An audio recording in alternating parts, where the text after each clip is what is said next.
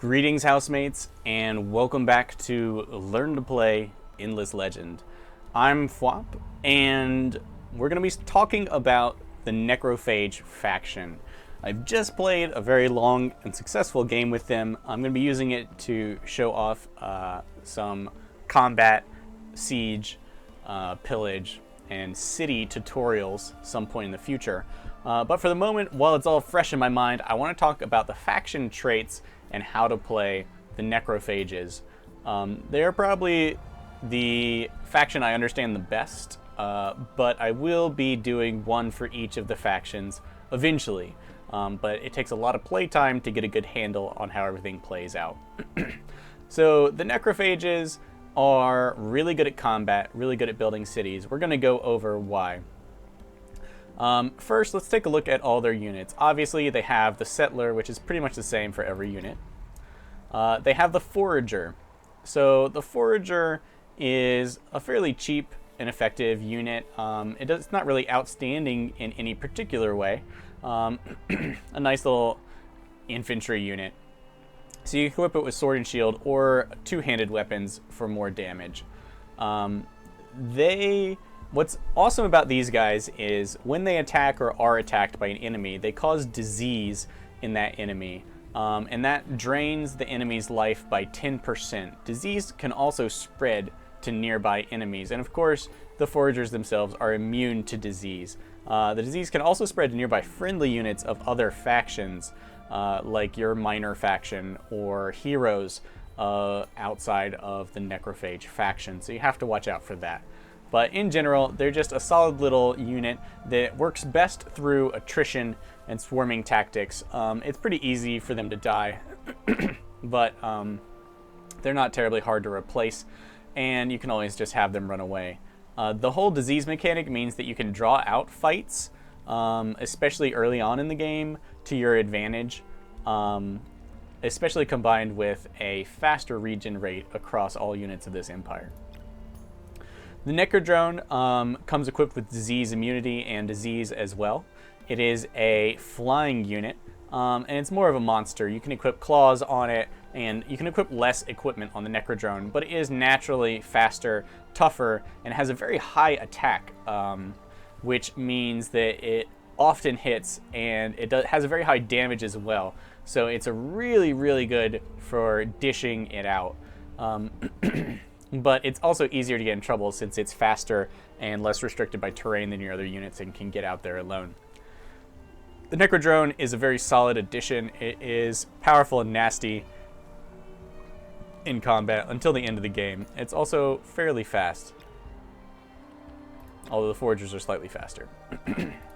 Lastly is the Proliferator. This is a unique support unit in that it can basically raise new Necrophages at the end of a battle. It's got range 3.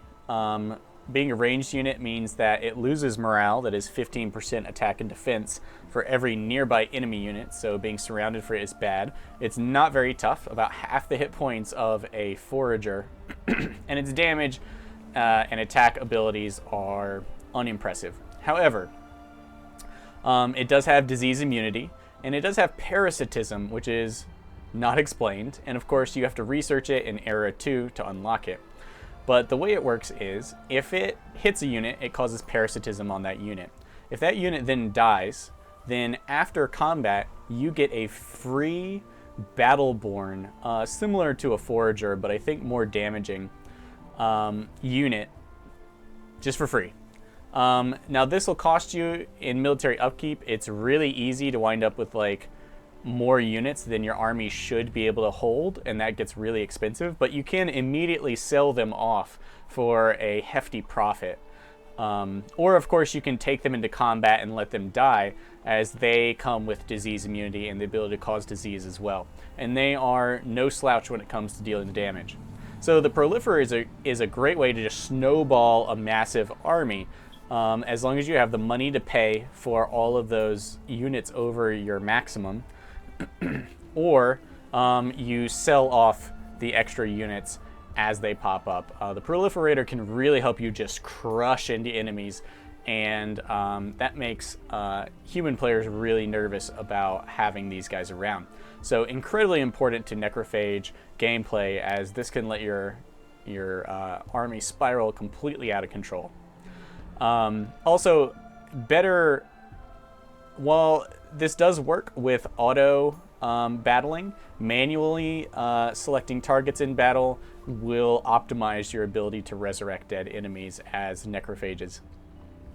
Vaccination is another ability the Proliferators have. This lets them, instead of attacking for the round, they can buff a friendly unit so that it will not be affected by disease or parasitism. Really good for protecting your minor faction units or heroes from that 10% health loss that happens when you are diseased, which they can catch from other enemies dying or being around them.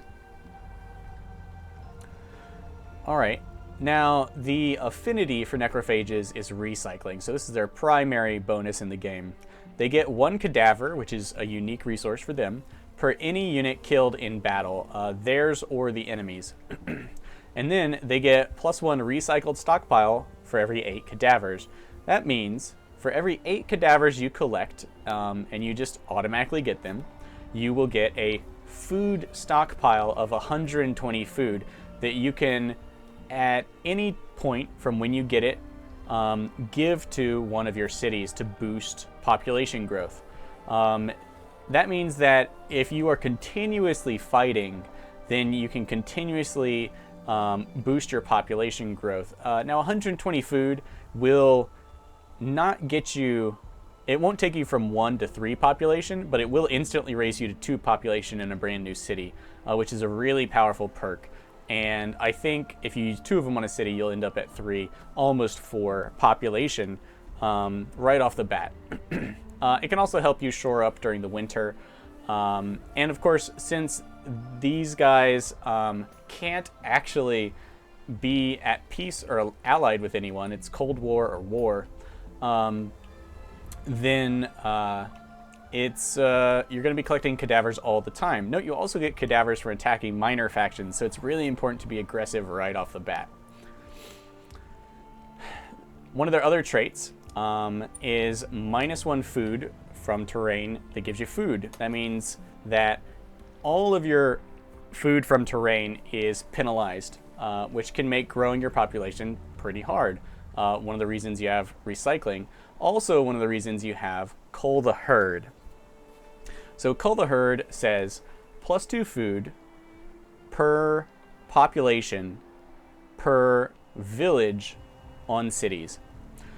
One of the confusing things about Endless Legend is it'll say per population, but what it actually means most of the time is per population assigned to produce food.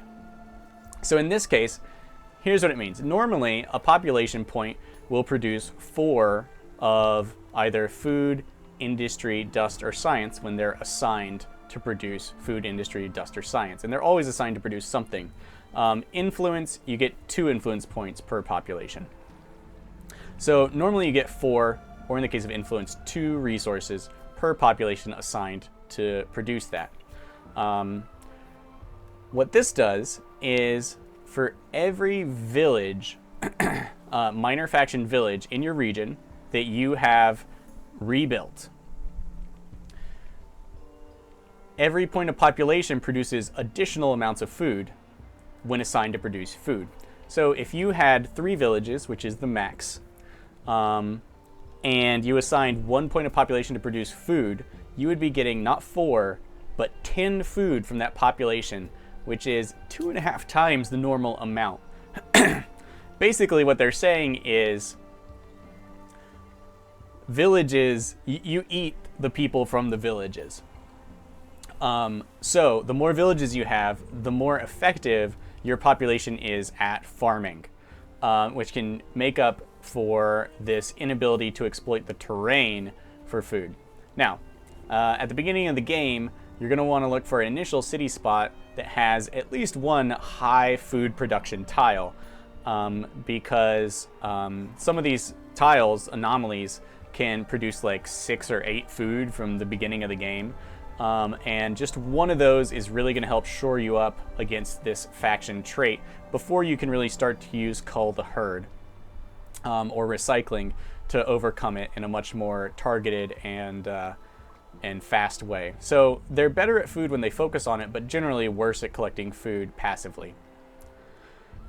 Cellulose Mutation decreases the cost of a district. So districts are how you grow your cities in size. It lets you exploit more terrain. As your cities grow, initially they cost you in satisfaction, in approval rating. But if you build your cities efficiently, and there'll be a whole video about that, then they can actually start to return to you approval by like the mid and late game. What this ability does is, it used to be more, but it decreases the cost of districts by 1/3, which means that you can easily start exploiting more of the terrain in each region and building bigger, faster cities. Which is great because that really ups your ability to collect dust, gain influence. Not that you have that much to spend influence on. And basically all your resource acquisition and production rises pretty quickly with the building of districts. So Cellulose Mutation, a really big bonus. It doesn't tell you how big of a bonus it is, but yeah, it's 1/3 off the production cost to build districts, which is great.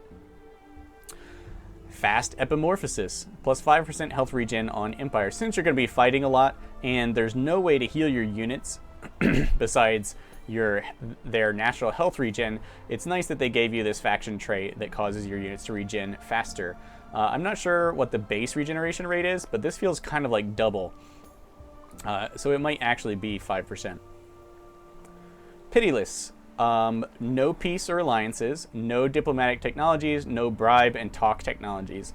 So you don't have to worry about any of that influence stuff. You can declare war or you can maintain Cold War with your enemies because you have no friends. This makes the game pretty simple and lets you focus on other stuff without worrying about all that namby-pamby talkiness. Will of the Hive, plus 4 attack per declared war on all units. This means the more people you're fighting at once, the more accurate and likely to crit all of your units will be. Remember that attack is not damage, it's accuracy. And if you have a high accuracy, then your chance of getting a critical hit and dealing more damage does increase. And if you have a low attack, then your chance of dealing no damage also exists. So this just says the more people you think you can take on at once, the more dangerous your units are going to be, especially with the throwaway zombie necrophages that your Proliferator can make.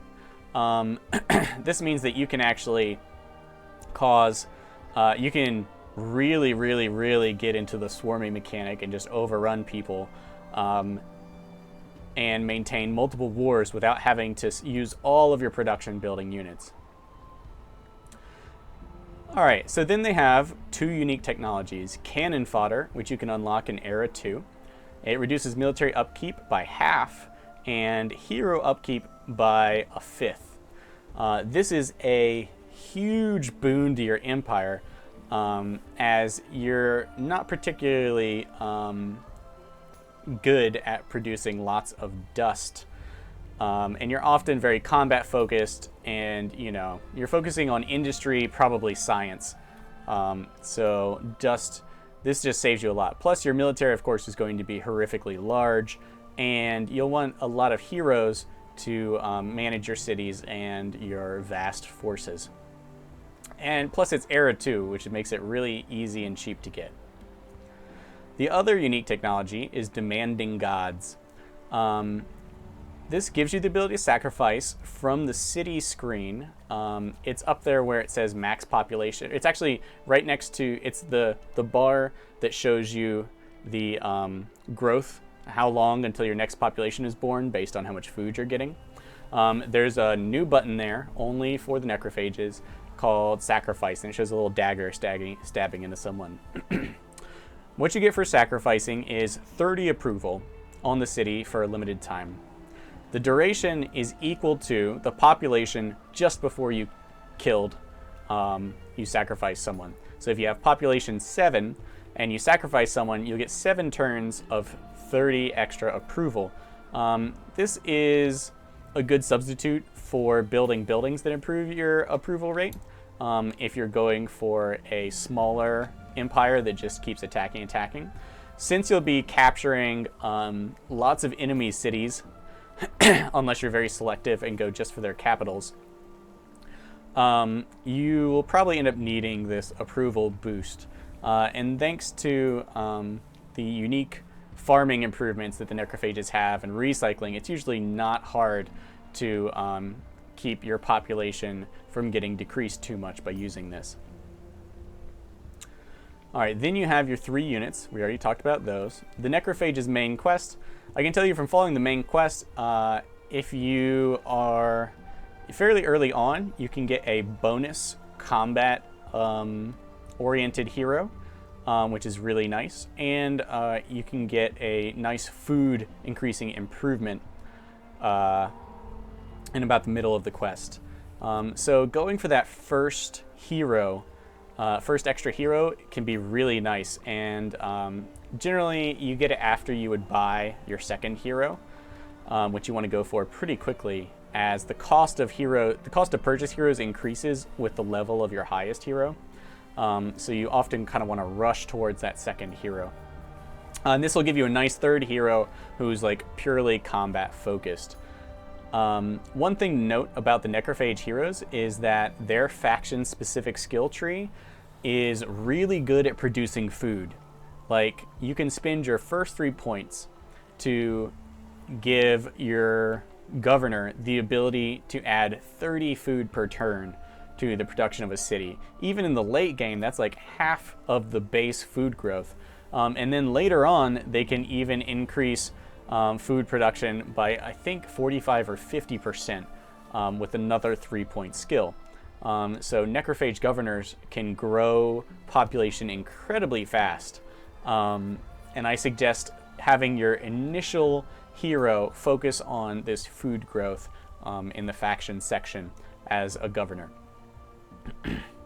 Lastly, they begin the game with Alchemists Furnace, that is the ability to build titanium and glass steel extractors, and Necrodrones, the ability to build their high damage, high attack flying unit, which means they're really well geared to building those tier 1 glass steel and titanium weapons and or armor and going for the kill right off the bat.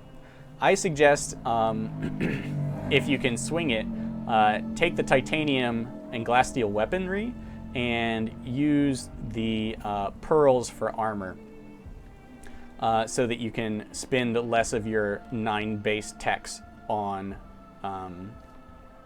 armor and weapons technology. That admittedly, those very first weapon and armor researches go defunct fairly quickly. Any other tips for the Necrophages? Search party is not a bad idea. Pillage may not be a bad idea, but also might not be as useful as other things to you. You definitely want to make sure you research some dust, and you want industry and science with a side of dust and food for these guys, and taking note of which areas have glass steel, titanium, and large numbers of minor faction villages is really important. Plus, picking a minor faction that supports your play style, perhaps the Sisters of Mercy for their extra regen, or some superior support units, is a good idea. Also note that there are some minor factions like the Haunts that are immune to your disease and make for excellent combat companions. Alright guys, so that is it for my overview of the Necrophage race. And if you got something from this video, give it a thumbs up. If you want to catch more of my videos, then subscribe. And remember, my friends, as always, that it is all downhill from here.